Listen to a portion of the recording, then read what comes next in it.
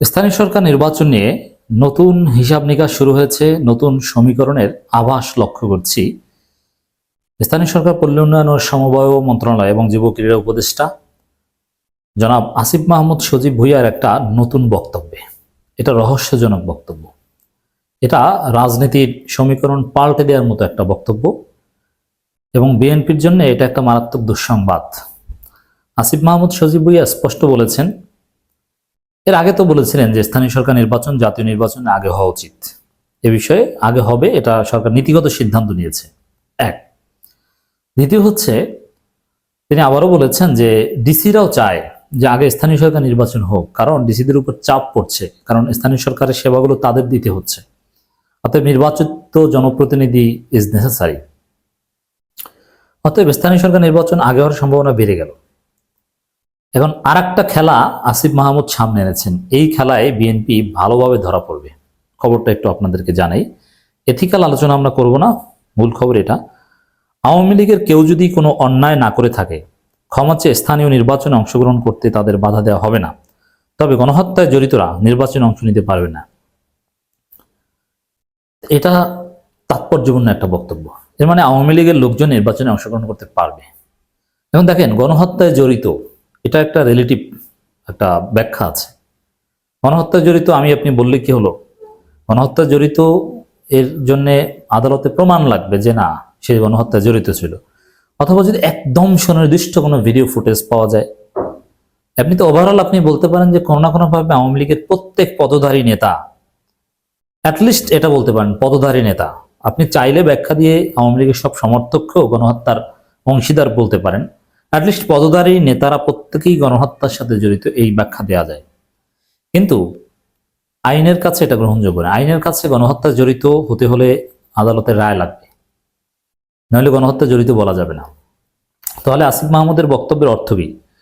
যে যাদের বিরুদ্ধে গণহত্যায় জড়িত থাকার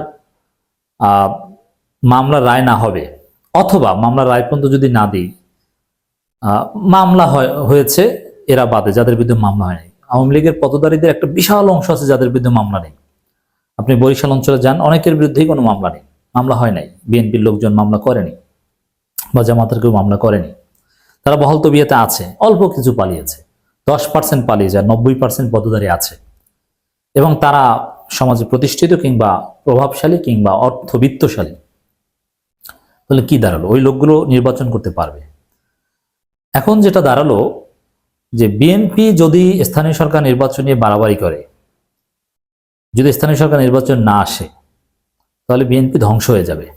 কারণ বিএনপির শূন্যস্থানটা আওয়ামী লীগের মধ্যে যারা মোটামুটি একটু ক্লিন ইমেজের বা সরাসরি গুরুতর মামলার সাথে জড়িত নয়, তারা জনপ্রতিনিধি হবে, তারা আবার প্রভাবশালী হবে। এর মানে বিএনপিকে একটা ফাটা বাসের মধ্যে ঢুকিয়ে দিলেন আসিফ মাহমুদ। হয় নির্বাচনে অংশগ্রহণ করো, নইলে কিন্তু আওয়ামী লীগ ছাত্ররা জামাত মিলেমিশে রাজনীতির মাঠ দখল করবে, তোমরা শূন্য হয়ে যাবে, কিছু করার নেই।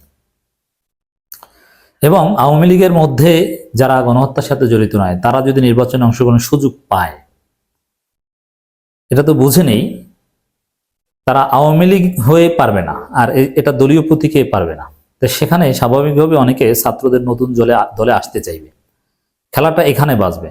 তারপরে বিএনপি ছাত্রদের সাথে মারামারিতেও পারবে না। অতএব বিএনপি একটা কঠিন পরিস্থিতিতে পড়েছে, কিচ্ছু করার থাকছে না। এটা আমরা আগেই বলেছি যে বিএনপির কপালে দুঃখ আছে, কারণ তারা অপরাজনীতি করছে। বিএনপি যদি এই ফাও বাঁকা পথে না যেয়ে, ঠিক আছে, এটা তো যৌক্তিক, জনগণ চায় আগে স্থানীয় সরকার নির্বাচন হোক। বিএনপি যদি কারচুপির চিন্তা, ধান্দাবাদ চিন্তা না করতো, তাহলে বিএনপি স্থানীয় সরকার নির্বাচনে জিততো বেশিরভাগ জায়গায় এবং পরবর্তী তারা ক্ষমতায় আসতো সুষ্ঠু নির্বাচনের মাধ্যমে। কিন্তু বিএনপি ভুল করেছে। তারা ওই চাঁদাবাজি করতে করতে, লুটপাট করতে করতে ধরা পড়েছে। এখন কি করবে? ভেবেছে যে তাদেরকে জনগণ ভোট দিবে না, এই ভয়ে তারা ভোটেই হতে দিবে না। এখন ধরা পড়ছে, ফাড়াবাসের মধ্যে পড়েছে, সহজ ভাষায় বললে। আসিফ মাহমুদ কিন্তু খেলে দিয়েছেন।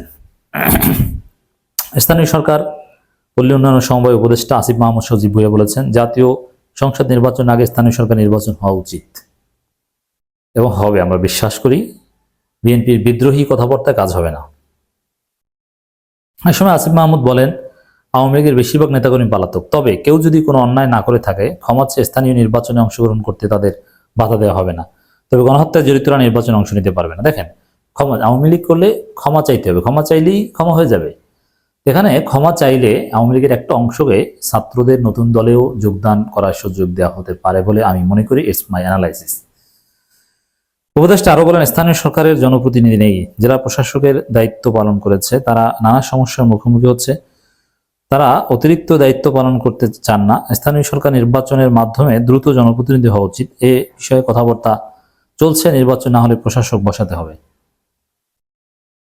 মানে মোটের উপর যেটা বোঝা গেল, নির্বাচন হবে এবং আওয়ামী লীগের একটা অংশকে নির্বাচনে অংশগ্রহণ করার সুযোগ দেওয়া হবে, তবে তার আওয়ামী লীগ হিসেবে নয়, সহজ ব্যাখ্যা ছাত্রদের দলের হয়ে।